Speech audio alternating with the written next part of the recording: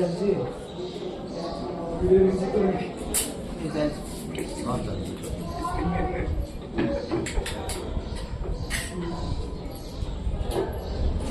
वृंदावन।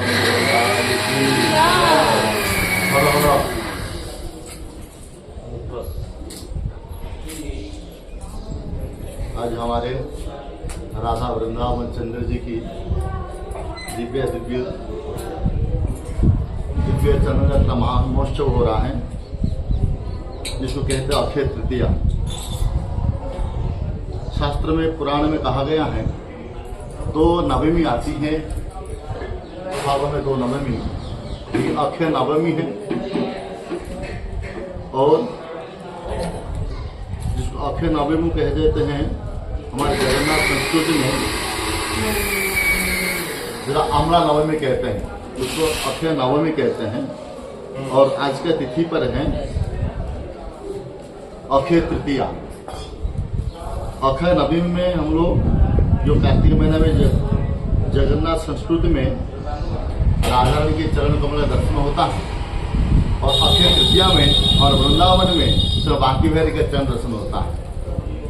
तो जो भी लाभ के मां दर्शन कर रहे हैं, अवश्य वृंदावन धाम आकर के स्वयं बांकी बिहारी का दिव्य चरण दर्शन कीजिएगा। सालों में एक बार ही बिहारी जी को चरण दर्शन का सौभाग्य होता है। तो हम लोग राधा वृंदावन चंद्र जी के चरण कमल में आज चंद्र यात्रा महोत्सव मनाएंगे। इसीलिए चंद्र यात्रा में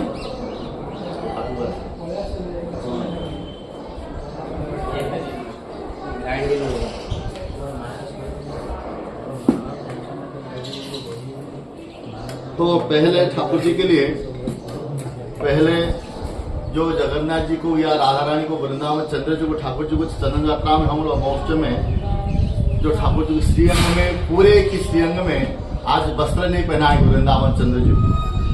पहले ठाकुर जी को चंदन से श्रृंगार होगा और पूरे की पूरे ये जो चंदन है, ये जो चंदन है, ये चंदन के ही द्वारा ही, केवल चंदन नहीं, चंदन जो अष्टगंध मिश्रित चंदन बनाए जाएंगे। पहले हमारे मणिगिरी से मैसूर से चंदन मंगाया गया है, वहीं शुद्ध चंदन से ही ठाकुर जी को चंदन श्रृंगार करेंगे। और चंदन के द्वारा उसमें ये जो कपूर है, श्री कर्पूर के बिना स्वयं ठाकुर जी को, जगन्नाथ जी को, राधा रानी को चंदन का सुगंध नहीं होगा। इसे शीतलता अत्यंत शीतलता प्रदान करने के लिए चंदन के साथ में ये कपूर मिलाया जाता है। और कपूर में ये है, ये अष्टगंध है। अष्टगंध ही उसको मिलाने से केवल हमारा जो जगन्नाथ जी को, ठाकुर जी को केवल चंदन ही श्रृंगार नहीं, अष्टगंध ही मिश्रित करेंगे। जुई, चवला और मल्ली और पारिजात और केसर और गुलाब सारे मिलाकर अष्टगंध बनाया जाता है। अष्टगंध में उसको मिश्रित करेंगे। उसके साथ भी ये है, ये अगुर भी, बिना अगुर से ठाकुर जी प्रसन्न नहीं होंगे। भले ही सारे मिला देंगे, लेकिन अगुर के बिना ठाकुर जी को प्रसन्न करने वाले नहीं है। फिर अगुर भी हम लोग मिलाएंगे। उसके साथ भी ये जो है, उसमें एक बूंद भी जल का व्यवहार नहीं होगा।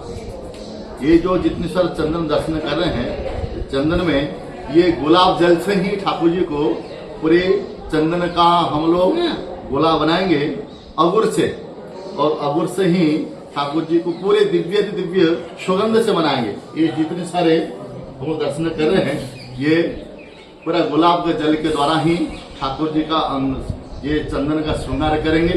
और गुलाब जल के साथ में ये जो हमारे हैं, ये केसर है। ये जो केसर मंगवाया गया है नेपाल से, जहाँ पे नेपाल में और कश्मीर में ही ये केसर वही उत्पत्ति स्थल है।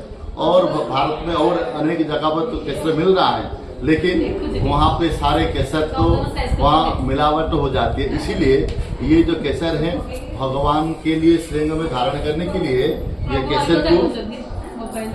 केसर को स्वयं श्री ठाकुर जी को शीतलता प्रदान करेंगे। और केसर ये गर्मी का है, और गर्मी के साथ में जो चंदन श्रृंगार करेंगे अत्यंत अत्यंत शीतलता प्रदान होती है। इसीलिए हम लोग सारे के सारे अष्टगंध और ये है जो है ना ये बेला ठाकुर जी के चरण कमल में अत्यंत सुगंध प्रदान करने वाले हैं। और ये जाई जुई बेला अष्टगंध ये सारे के सारे सुगंध से ठाकुर जी को अत्यंत मनोदर्शन होगा। ये प्रथा ये सत्ययुग से है, प्रारंभ है, द्वापर युग से प्रारंभ है।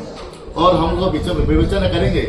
ये लोग प्रश्न कर रहे हैं ये कब से चंदन ज्यादा शुरू हो रहा है, लोग कहते हैं, लेकिन केवल लोग कह रहे हैं माधवेंद्रपुरी के द्वारा ही स्वयं श्रीनाथ जी गोपाल जी ने कहा था, हे माधवेंद्रपुरी पाद ये मुझे बहुत दिनों से मैं बहुत गर्मी से तप रहा हूँ, मुझे शीतलता प्रदान करने के लिए मलयगिरी से जहाँ से चंदन के उत्पस्थल है वहां से लेके आओ। तो मलयगिरी बहुत दूर है, मैं कहाँ जाऊँ, ना जगन्नाथपुरी जाइए और राजा को मैंने स्वप्न आदेश करूंगा वहां से मलयगिरी का जो लाया हुआ चंदन को मुझे घिस करके प्रदान कीजिएगा, जो शीतलता बड़ा प्रदान होगा और गर्मी दूर होगी।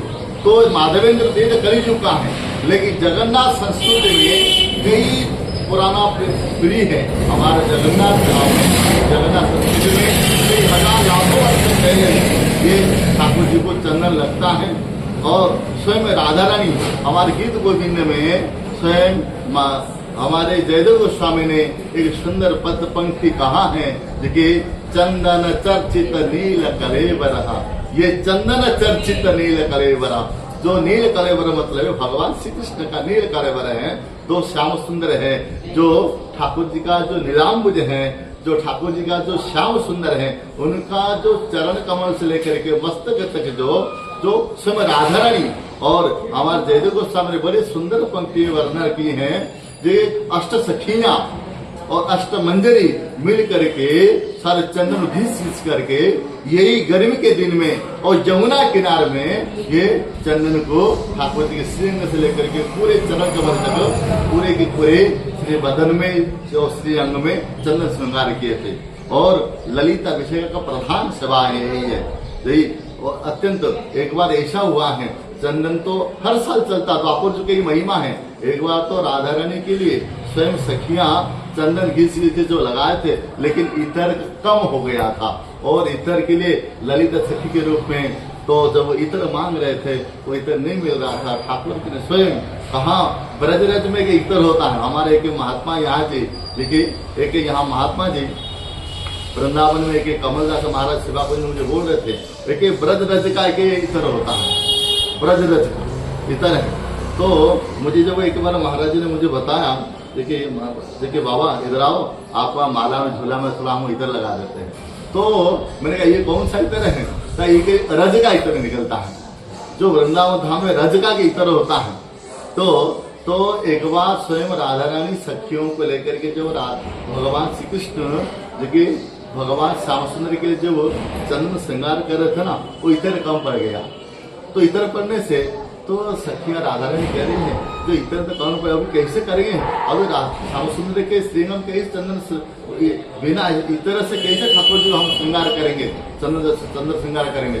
तो स्वयं राधा रानी ने कहा है ब्रज रज में एक इतर बनता है, स्वयं ब्रजरज को ब्रज ऐसा ब्रजरज से कुछ इतर निकाले और निकाल करके वही चंदन में मिश्रित करके राधा स्वयं श्याम सुंदर के लिए इतर बना करके और चंदन श्रृंगार करके बनाया था। यही है, इसलिए ब्रजरज में एक इतर होता है।